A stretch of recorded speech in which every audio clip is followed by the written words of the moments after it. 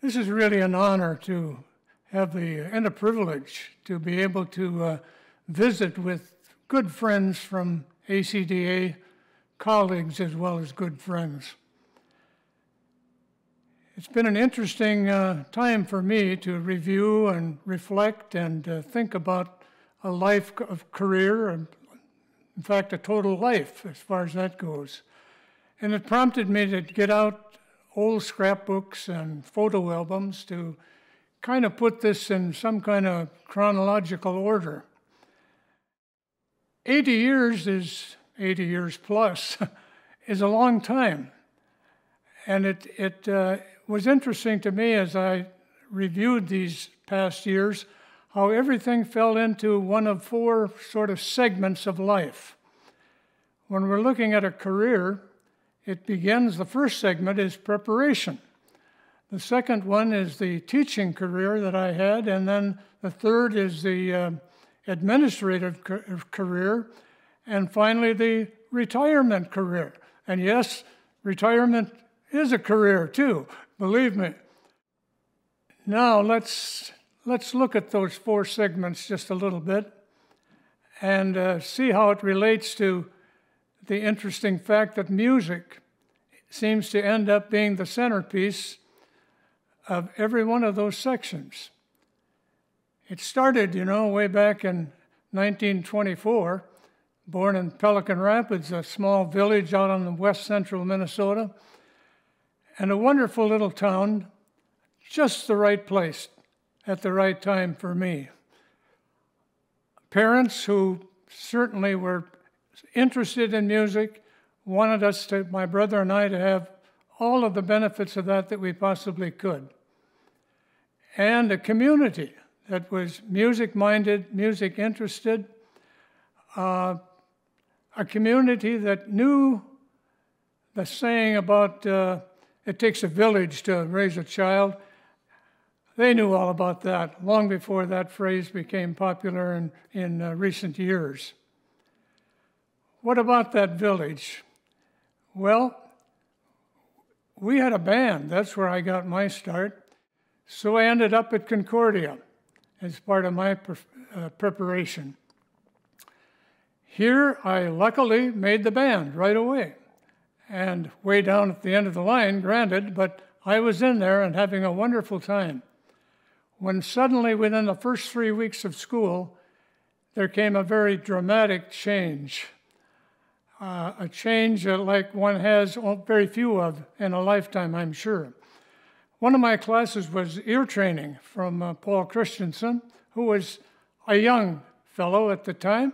He'd been at Concordia maybe 4 or 5 years. And lo and behold, after class one day, he stopped me and said he needed a couple of tenors in his choir. 2 very good tenors had recently been drafted into the Army, and he was looking for somebody to replace them, and would I like to try out?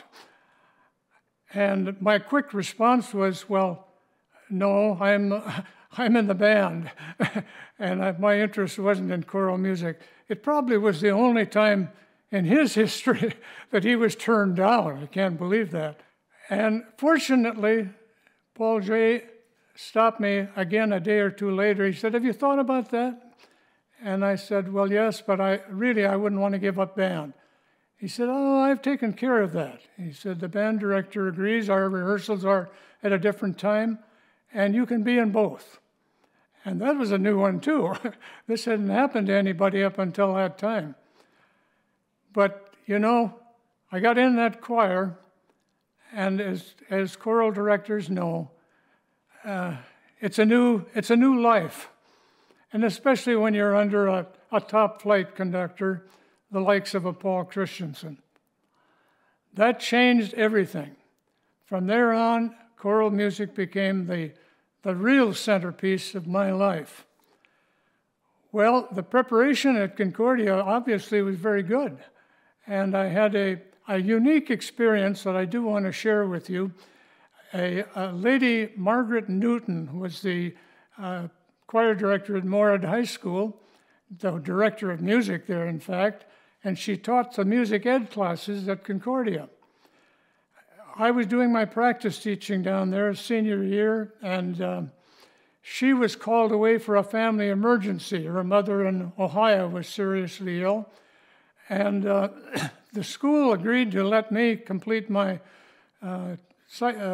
teaching requirements, practice teaching requirements, by being the conductor of that choir for about 10 days.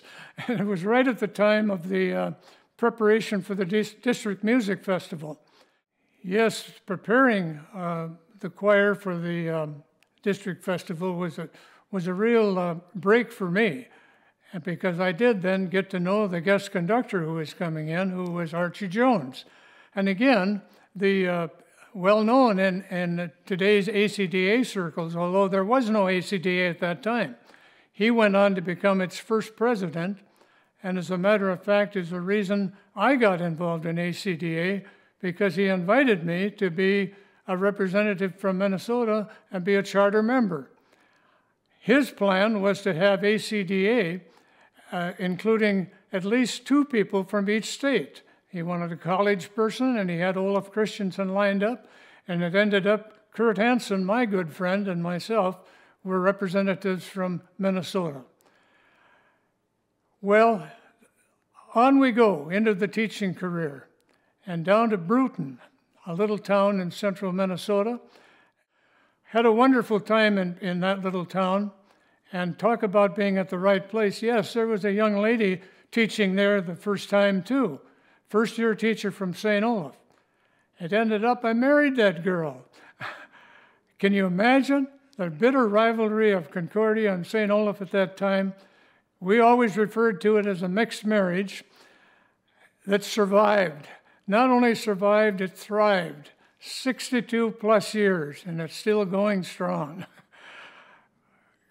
Bruton is located exactly halfway between Moorhead and St. Olaf. And Paul Christensen and his brother Jake used to stop in Bruton for lunch or coffee quite often on their trips to Northfield. I must tell you this story of the one time he stopped with Epmelius.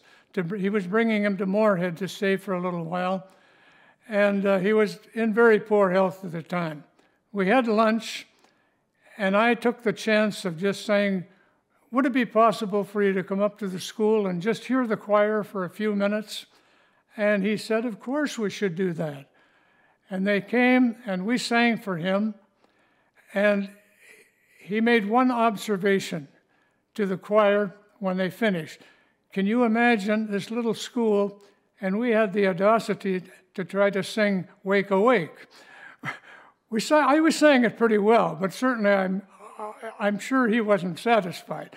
But on the other hand, his comment was this: we had some wonderful food for our bodies at your restaurant downtown this noon, and now you gave us food for the soul. Well, time went on. We moved to Alexandria. This was now into the big time, a wonderful school. But believe it or not, the first day of choir, I discovered I had 9 boys. Pretty hard to have a good choir with 9 boys. But fortunately, one of them was the big star of the football team, and he was a good bass. His name was Bill Herzog. And as they left the choir room the first day, I said to Bill, you know, we can hardly have a choir with just 9 boys. And his response was something like this: don't worry, Coach, they'll be there tomorrow. And that's what got the thing going. There were times when I had the opportunity to speak to music ed classes in various colleges, and was often asked, well, how do you really build a program, particularly if it's at sort of a low ebb in a given community, or one that's basically having to be started from scratch? And my first response is, go after those athletes. They're the kind you want. Get them in, and the other students will follow. Another way, of course, is to establish some traditions, be that Christmas concerts, some kind of a trip every couple of years. Could be an ensemble that performs frequently in the community that attracts attention, like a caroler group at Christmas time. And third, and very, very important, is to lean on your peers, your friends. That's what you have them for. Well, I had to undergo one more sort of wild change. Alexandria, I thought, would be our home forever.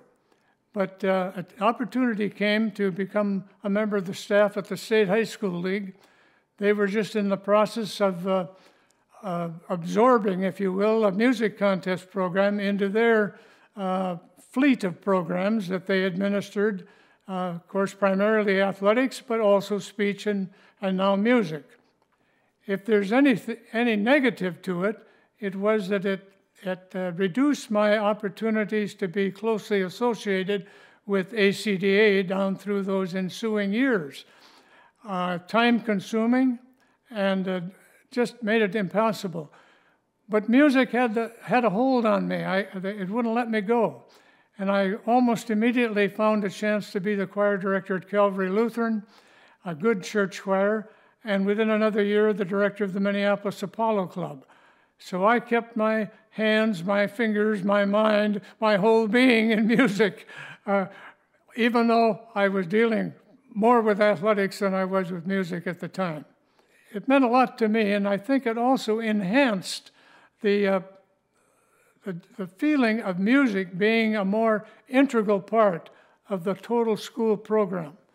Athletics will always have a major spot, as you all well know. But I think music has gained over the years from its connection with the State High School League. Well, those 20 years were great. The fourth segment, surrounded again by good people. And back to music. I adjudicated a lot of music contests at that time and enjoyed that immensely because it kept a close touch with the young people that were so much fun to be around. Just as the national organization, ACDA, grew from rather meager beginnings in numbers to the huge